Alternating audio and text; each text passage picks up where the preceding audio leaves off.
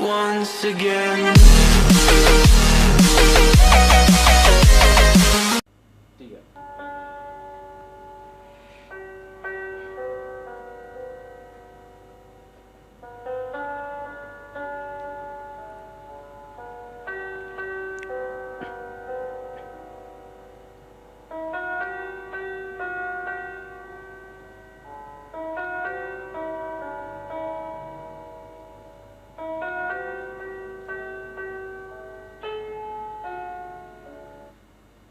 Hidup adalah ibadah. Terima kasih sudah datang kembali melihat, menonton video ini. Semoga boleh menjadi motivasi rohani bagi kita, membuat hidup kita menjadi lebih baik, lebih bermanfaat, berguna untuk orang-orang di sekitar kita. Topik berikutnya yang mau saya bagikan kepada kita adalah hidup adalah ibadah. Saya akan bacakan sebuah cerita. Ini adalah tulisan seorang bapak rohani menurut saya. Beliau suka menuliskan cerita-cerita rohani dan saya dapat tulisannya. Sangat menarik dan itu membuat saya menjadi lebih semangat. Apa seharusnya ibadah itu? Bagaimana seharusnya ibadah itu? Saya akan bacakan. Semoga boleh bermanfaat bagi kita. Menjadi kekuatan rohani bagi kita. Hidup adalah ibadah. Ibadah tak terbatas hanya pada acara-acara di dalam rumah ibadah. Perhatikan. Ibadah tak terbatas hanya pada acara-acara keagamaan. Ibadah tak terbatas hanya pada ritual dan liturgi keagamaan. Lebih dalam, ibadah adalah keseluruhan hidup ini. Bagaimana kita hidup dan berkehidupan. Bagaimana kita berperilaku. Bagaimana kita menjalani kehidupan ini. Berpikir adalah ibadah. Maka berpikirlah. Pikirkanlah kebaikan. Dan pikirkanlah kebajikan. Biarlah setiap buah pikiran dan ide, biarlah semua ide-ide kita keluar dari pikiran kita hanya untuk kebaikan sesama. Hanya untuk kebaikan hewan makhluk ciptaan Allah. Untuk alam ini. Perhatikan, bekerja adalah ibadah. Maka bekerjalah dengan baik dan benar. Lakukanlah pekerjaan kita. Apapun itu dengan sebaik yang mampu kita lakukan. Dan biarlah semua tindakan kita hanya untuk kebaikan sesama. Hanya untuk kebaikan makhluk ciptaan Allah seperti hewan. Hanya untuk kebaikan bumi ini. Ciptaan Allah yang luar biasa.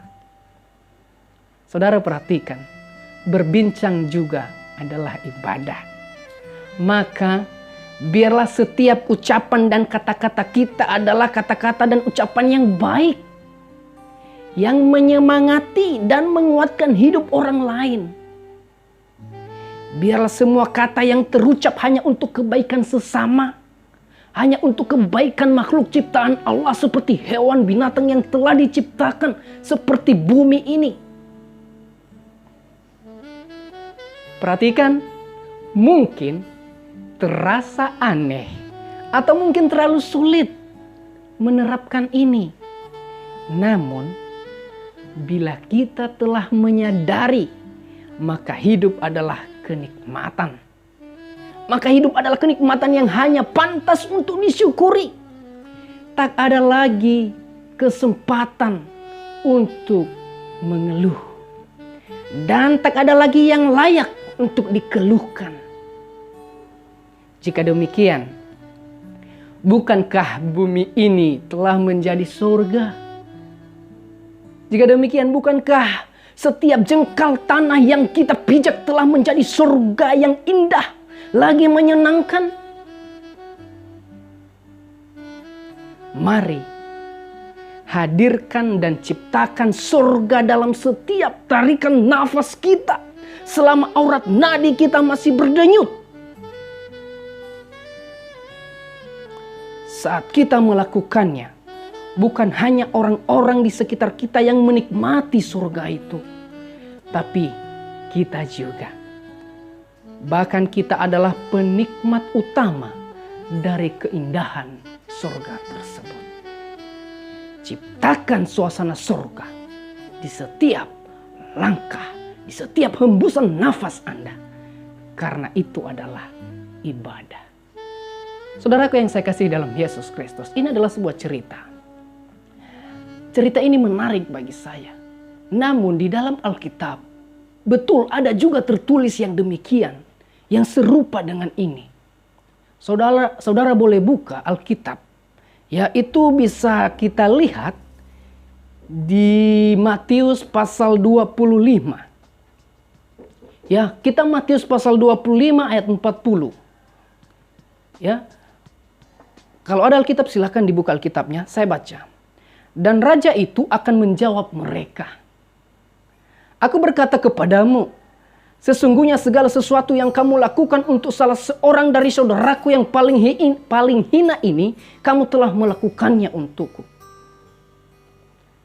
Saudara-saudaraku yang saya kasih dalam Yesus Kristus.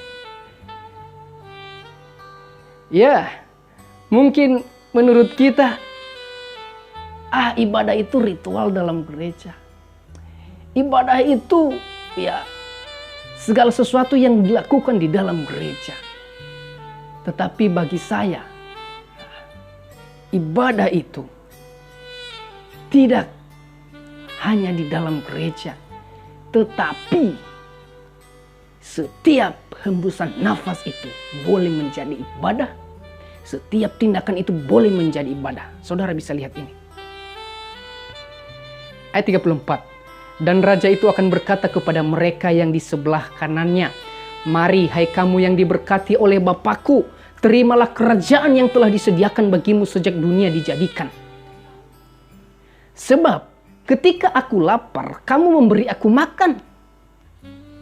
Ketika aku haus, kamu memberi aku minum. Ketika aku seorang asing, kamu memberi aku tumpangan. 36. Ketika aku telanjang, kamu memberi aku pakaian. Ketika aku sakit, kamu melawat aku. Ketika aku di dalam penjara, kamu mengunjungi aku. Maka orang-orang benar itu akan menjawab dia. Katanya, lihat saudara apa katanya? Tuhan, bila manakah kami melihat engkau lapar dan kami memberi engkau makan, atau haus dan minum memberi engkau minum? Bila manakah kami melihat engkau sebagai seorang asing dan kami memberi engkau tumpangan, atau telanjang dan kami memberi engkau pakaian? Bila manakah kami melihat engkau sakit dalam penjara dan kami mengunjungi engkau? Tetapi semua itu tidak pernah kami lihat, tidak pernah kami lakukan, dan kami tidak pernah ketemu dengan engkau ya Yesus, ya Raja kami.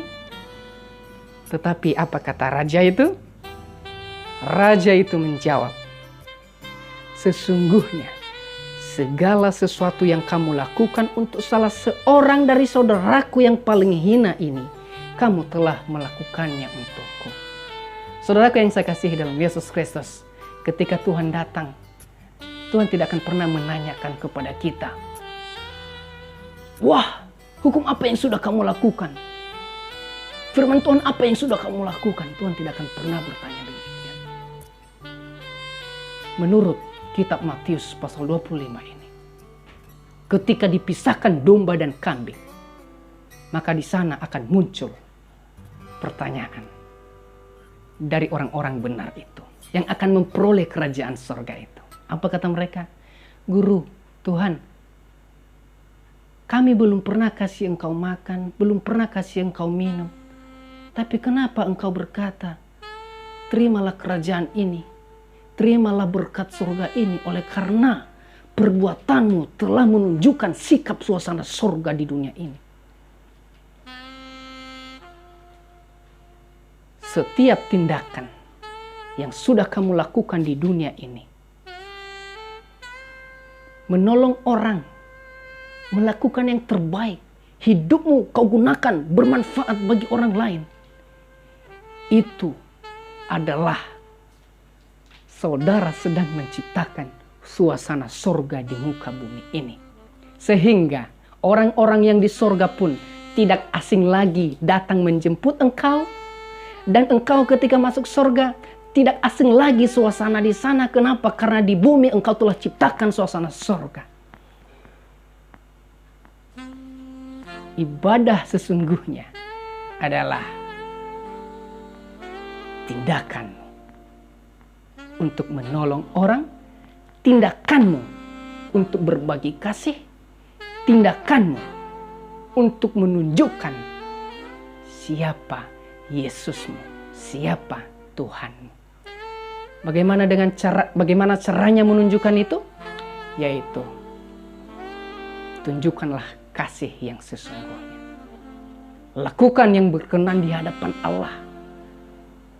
Bukan liturgi-liturgi yang membuat orang semakin gelisah, terbebani. Tetapi ibadah yang sesungguhnya apa? Hidup Anda bermanfaat bagi orang lain. Inilah pelajaran bagi kita saat ini. Semoga boleh membantu kita memahami bagaimana hidup ini harus boleh berguna bagi orang lain. Dan bagaimana seharusnya kita beribadah yang sesungguhnya. Bukan hanya sekedar berliturgi, tetapi ada action dari itu, yaitu tindakan berbagi kasih. Kita berdoa. Bapa di sorga, kami memohon kuasa-Mu supaya Engkau berikan hikmat kepada kami memahami akan firman-Mu ini. Biarlah kami terberkati melalui firman-Mu ini. Di dalam nama Tuhan Yesus kami berdoa. Amin.